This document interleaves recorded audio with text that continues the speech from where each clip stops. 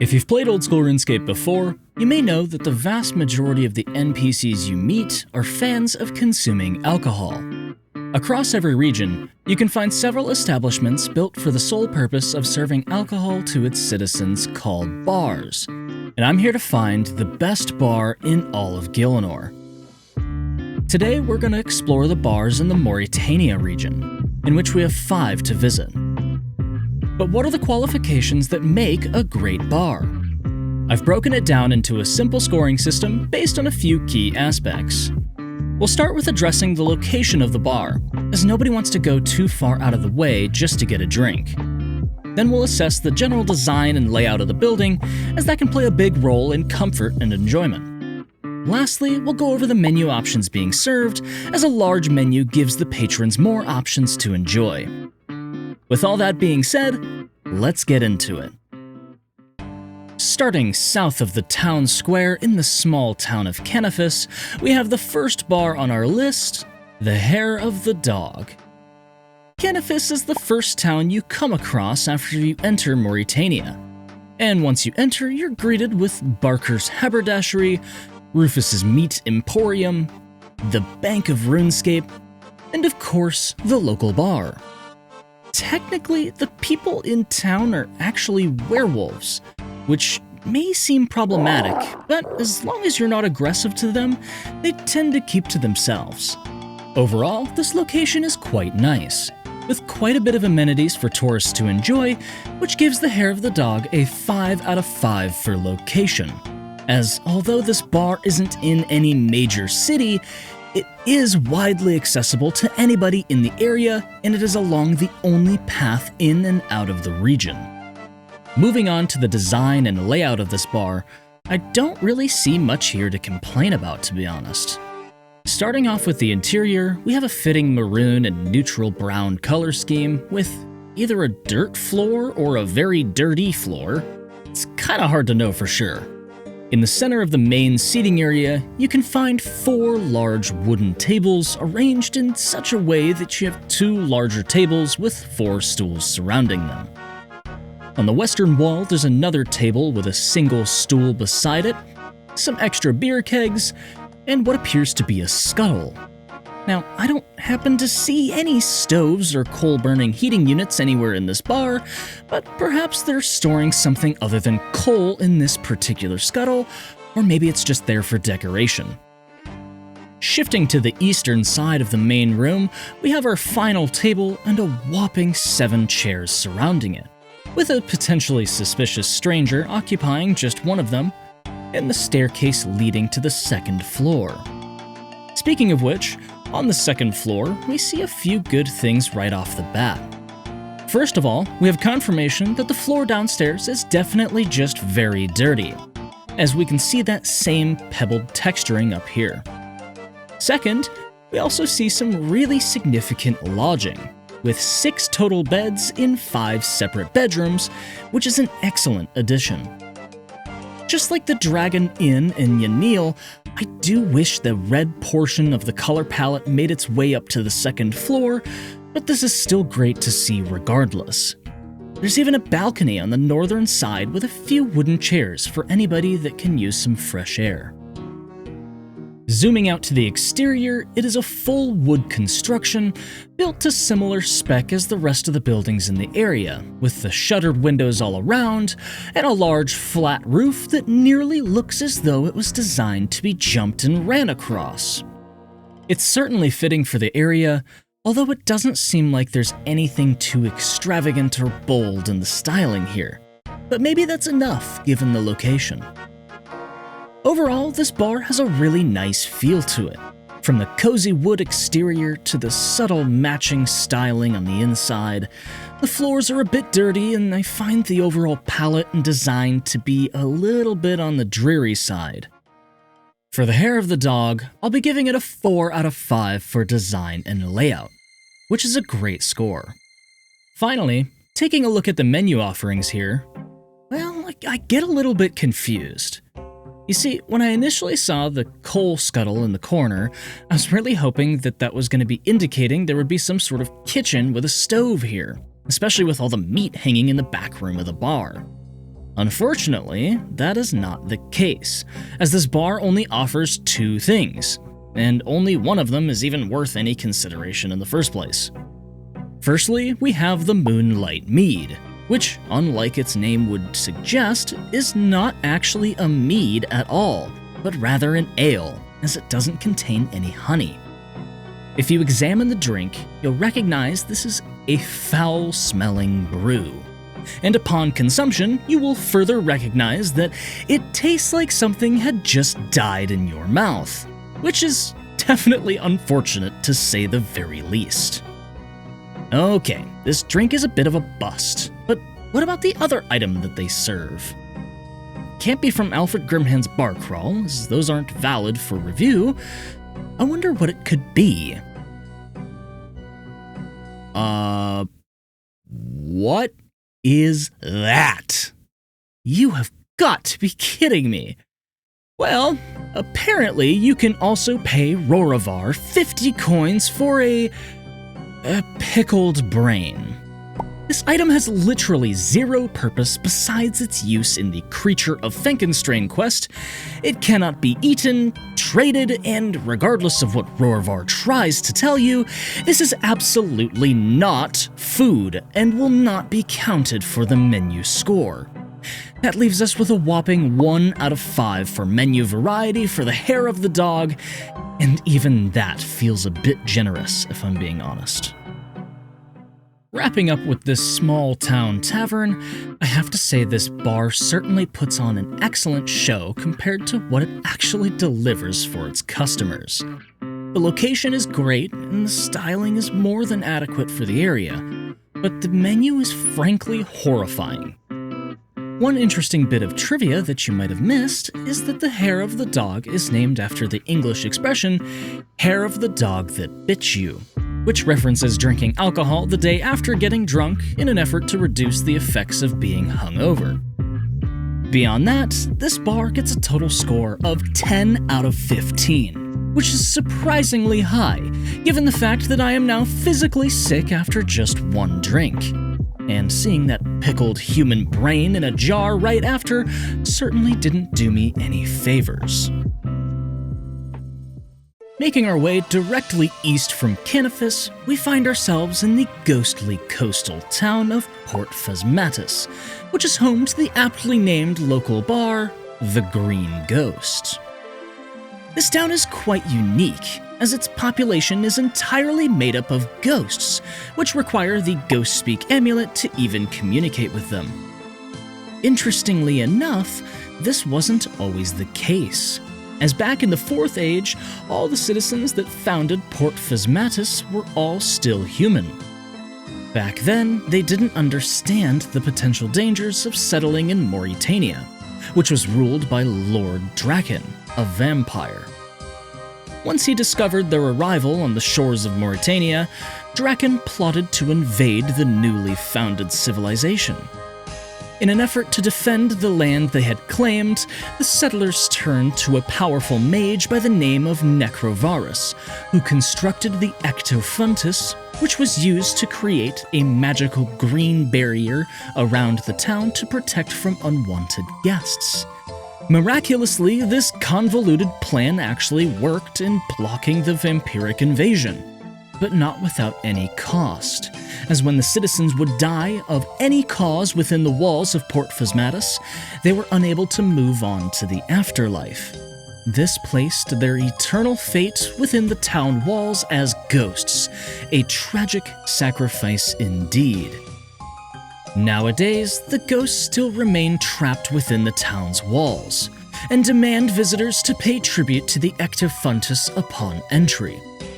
This makes traveling to its local bar quite a bit cumbersome, unless you happen to have aided in the villagers' desire to finally pass on to the afterlife by completing the Ghosts Ahoy quest, which in that case your entry will be free of charge.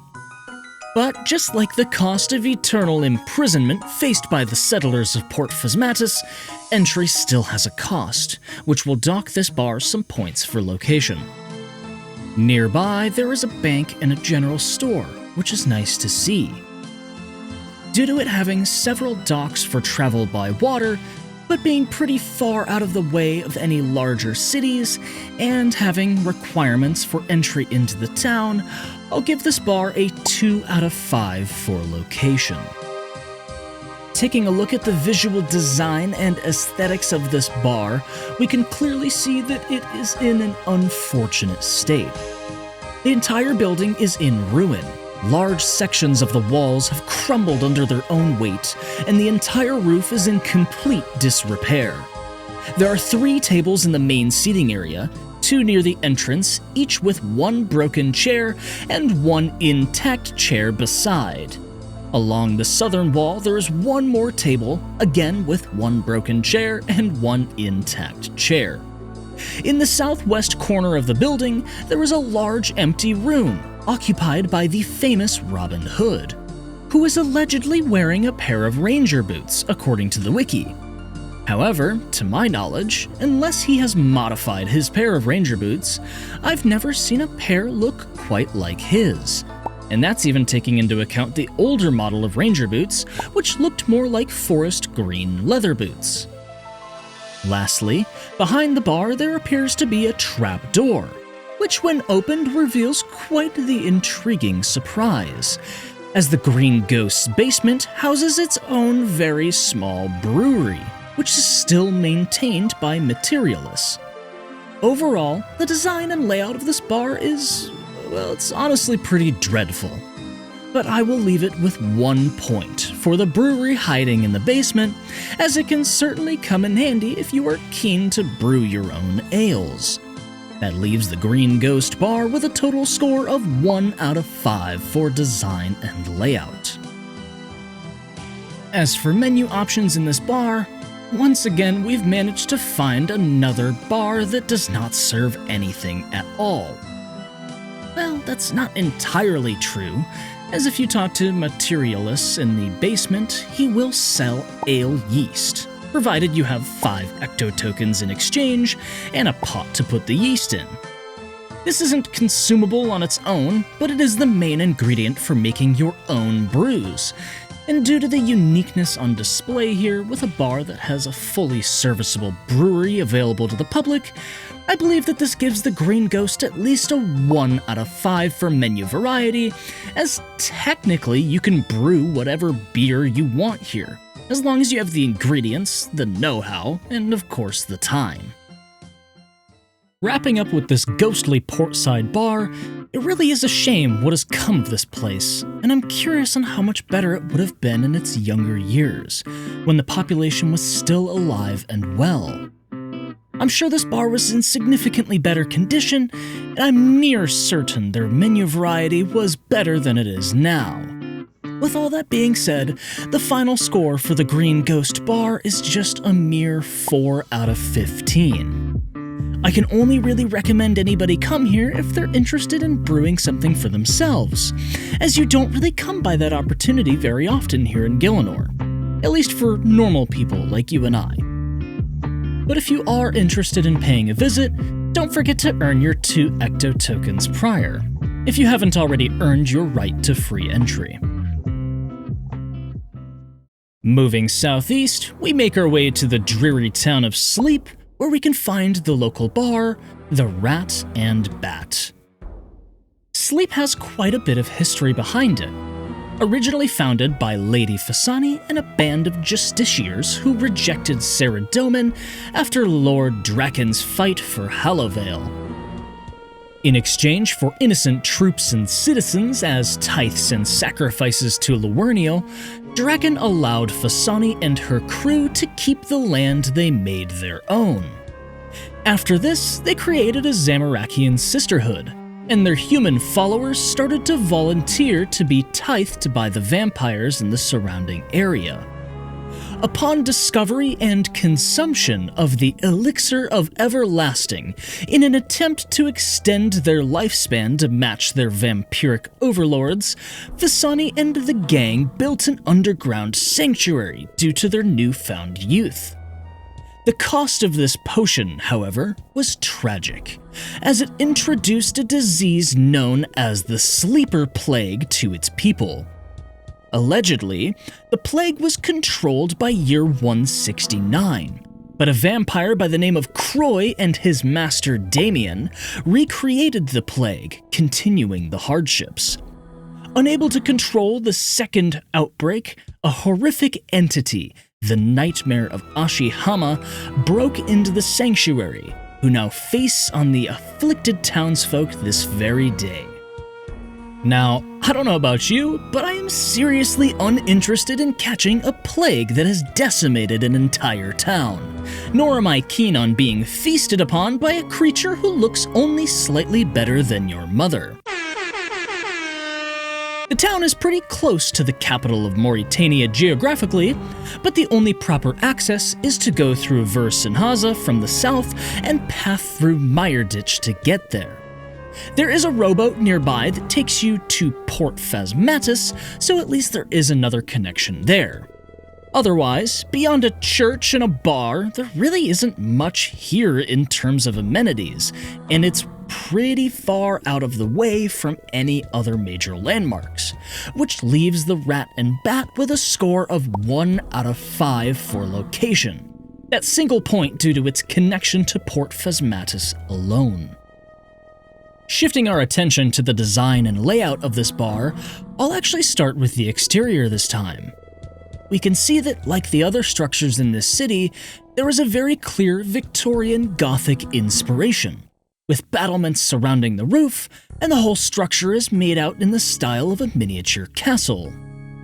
We don't get the same slim, pointed Gothic windows like we see in the church nearby, but this is one of the few bars we've seen that has true glass windows, as opposed to just having wooden shutters. Moving inside the bar, there really isn't much to talk about here. The bar is rather small and has an understated color palette with the same dark red and neutral colors that seem to make its way in most of the interior designs we've seen in Mauritania. This bar does seem to make good use of the space available, however, as we can see 3 wooden tables with several chairs alongside them. We also see 3 wooden bar stools along the main bar and a hat rack near the entrance. Nothing too extraordinary here, but it does seem to be a well-designed seating area, all things considered. Keen-eyed viewers might have also noticed a ladder behind the bar, which takes you to the second level. The door to access this area of the bar, however, is unfortunately locked. No big deal. With the power of RuneLight plugins, we can make our way to the second level of the nearby church and fly our camera over there to take a look inside. Oh my! Well, it seems as though the bartender might have a few secrets tucked away up here. Interestingly enough, there's also a table and chair along the balcony attached to this room that has some rotten food on it. I think it's safe to say that nobody's been up here for quite a long time, and honestly, it seems as though that's for the better. Overall, this bar does have a very interesting looking exterior, and although the interior is a bit cramped, it does seem to be pretty well thought out. There isn't anything too eye-catching here, however, and I would consider this design and layout to be pretty average, with a score of 3 out of 5. Having a look at the menu options at the Rat and Bat, there's only one item available, being the Bloody Bracer.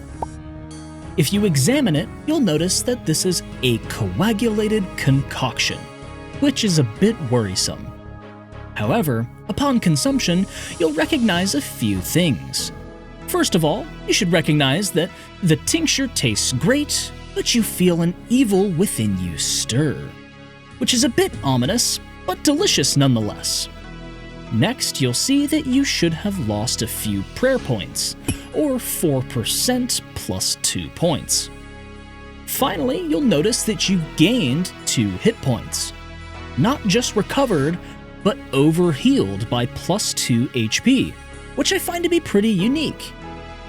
Unfortunately, this is where the interest stops, as this is the only menu item available by the bar. A shame really, but I have no choice but to give this bar a 1 out of 5 for menu variety, for offering 1 drink and no food. Zooming out to this bar as a whole, it's put in a really unfortunate position. Being in a place the majority of the population of Gielinor would be actively afraid to enter, only serving a seemingly blood-based beverage, although it is quite delicious, and being a bit cramped in the main seating area. With all that being said, the Rat and Bat gets a total score of 5 out of 15, which is a bit below the average we typically see. To finish off, I'll leave you with another interesting bit of trivia here, as 3 of the patrons of this bar are named Yenrab, Erodahit, and Lasram, which are the names Barney, Theodore, and Marshall backwards, in reference to the show How I Met Your Mother. Neat, huh? Alright, get me out of here. This next bar on our list for today can be found in the vampiric slums of Meyerditch, and it goes by the name of Skull in a Chest Inn. Now, honestly, this bar barely even exists anymore, as it is entirely in ruins and is abandoned. The only reason we know this bar used to exist was that it was mentioned in a message by Maritus Guile during the Darkness of Hollowvale quest as a point of reference, so there really won't be much here to talk about.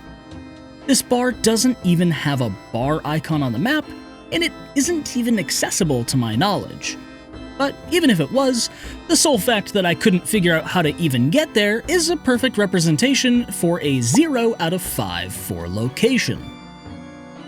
As far as design and layout is concerned, this bar is barely standing in its current condition, and is barely recognizable as an establishment at all, let alone a bar. There are no tables, there is no bar, and there's only a couple poorly assembled beds in place that were surely not there when this bar was operational. The upstairs is no different, with only a couple ragged chairs and a crate and nothing more. This bar gets a 0 out of 5 for design and layout. Menu variety is also unsurprising, as this bar is completely out of commission, there's nothing for sale here. That leaves us with a quick and easy 0 out of 5 for menu variety. This isn't a bar. Well, at least not anymore. I'm sure back in its heyday, this place was a lot nicer.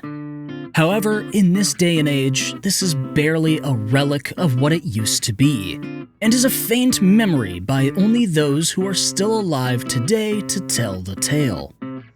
The Skull in a Chest Inn gets an unsurprising 0 out of 15 total score, and I can't recommend anybody pays a visit, as you couldn't even check it out if you tried.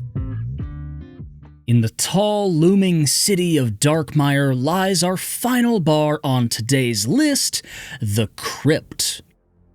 Darkmire is the capital of Mauritania, entirely inhabited by the vampires under the rule of Lord Laurniel Draken.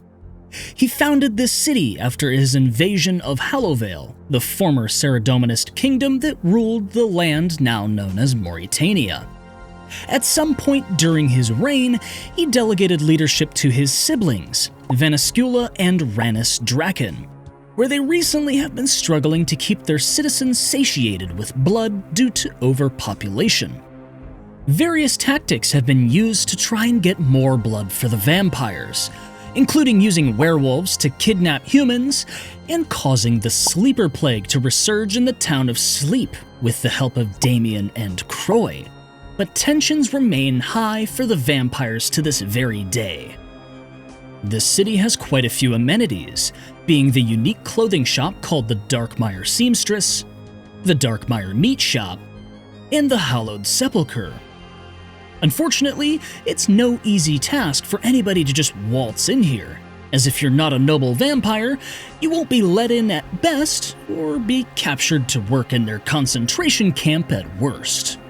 For this reason, you are required to partially complete the Sins of the Father quest, until you get the set of Vyre noble clothing, which you have to wear at all times while in city limits, unless you are keen on being attacked by the various Virewatch sentinels that surround the city. Due to this bar being in the capital of Mauritania, having several nice amenities around, but access is a bit restricted. I believe the Crypt bar earns a 4 out of 5 for location. Focusing on the design and layout of this bar, let's have a look at the exterior first.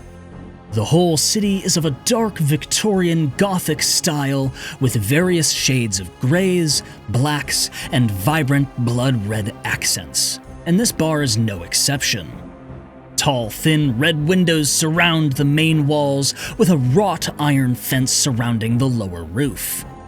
The western side of the roof has a decorative extension adorned with flags of Mauritania that has a very steep, concave roof design that fits the design choice perfectly. Inside the bar, the interior design mirrors that of the outside, with elegant, detailed, monochromatic stonework surrounding every wall, red and neutral-colored stools and tables to match, and there's even a couple ornate matching gray and red chairs on the northeastern side of the bar, with their own table. The bar itself is also a matching piece of kit with the slate gray design and a wall full of blood red bottles as a backdrop. This bar excels in everything it is trying to portray, an intimidating reminder that you are in fact in the city of vampires, and this is their finest bar to showcase. The Crypt gets a perfect 5 out of 5 for design and layout, as I can't see a single thing wrong with it. It really is just a beautiful place to be. Finally, the menu variety is extremely similar to that of the Rat and Bat, as they offer yet another blood-based brew called, well, a blood pint. When examined, you'll recognize that it's literally a pint of blood. And upon consumption, you'll realize it tastes unsurprisingly awful and makes you feel a bit sick, while it boosts your attack and strength levels and reduces your magic and prayer levels. Unfortunately for this bar, that's the only thing that they serve, which does make sense for a town entirely populated by vampires, but as for my fleshy mortal self, I prefer a bit more variety in both the food and beverage department. That leaves the Crypt with an underwhelming 1 out of 5 for menu variety, being that they only serve a single drink at this bar. Wrapping up with this bloody bar, we can see that it being located in the capital city of Mauritania, although with a bit of travel restriction, it being a visual masterpiece in both interior and exterior styling, is entirely held back by their poor menu variety alone, regardless of whether or not humans are even technically supposed to be here in the first place. Look, if I was a vampire, this bar would receive a perfect score, but unfortunately, I am not. Therefore, the Crypt in Darkmire gets a final score of 10 out of 15, nicely slotting it above the average we've seen. One interesting thing of note here is that this bar happens to have a bunch of vampires around, but there's also a werewolf. This werewolf was likely one of the ones hired by Vanascula or Ranus Draken to kidnap humans for blood, as he states that he's here on business and then promptly tells you to mind your own business, which is valid and fair. Finishing up with the final rankings of all the bars we've explored today, starting in last place was the Skull in a Chest Inn found in Mireditch, with a total score of 0 out of 15. Again, this isn't a bar anymore, but rather a long-forgotten memory of what used to be, which, unfortunately, in this day and age, won't quench your thirst. Next up, in third place, we have the Green Ghost, which is found in Port Phasmatis with a final score of 4 out of 15. This bar sits in a similar position to the previous, but it's in a bit better shape and still has at least one trick up its sleeve with a fully working brewery tucked away in the basement. In second place, we have the Rat and Bat in the coastal town of Sleep with a final score of 5 out of 15. This bar has some pretty decent styling to it, but it's severely held back by both its menu variety and also by the entire area being afflicted by the sleeper plague, which is not very inviting. Hopefully one drink of that delicious blood bracer earlier won't infect me. It's not like the bartender laces the brews with the literal elixir of the everlasting, the initial catalyst that started this whole mess. Right? Finally, in first place, we have yet another tie, with both the hair of the dog in Canifis and the Crypt in Darkmire, getting a total score of 10 out of 15. Now, personally, I tend to favor the beautiful architecture and styling of the Crypt, but there certainly is much to say about how iconic, accessible, and cozy the hair of the dog in Canifis is. You really can't go wrong with either of these bars, unless of course you're interested in drinking something good. If that's what you're looking for, then you should honestly stay away from the entirety of Mauritania, as the only delicious drink for sale in this entire region might have genuinely infected me with an incurable plague. And that's it. Next, we'll explore the bars in the Fremennik region, another step in our quest to find the best bar in all of Gielinor, which just barely beat out the desert, Tyrnwyn, and wilderness bars from yesterday's poll. How did your favorite Mauritania bar stack up? From the other poll I ran earlier this week, I can see a lot of you were rooting for the hair of the dog. But what are your thoughts? Let me know in the comments below. I love a good discussion. Thank you so much for watching. If you liked the video, please consider dropping a like and subscribing to get notified when I make more content. I'd also like to mention that if you are interested in supporting me and my future content creation even further, I now have channel memberships available with 3 tiers to choose from. This is the part of the video where I list the names of my Legend and Bob subscribers, but I don't quite have any yet. I am doing content creation full-time now, so any support at all is greatly appreciated. With all that being said, thanks again, and take it easy.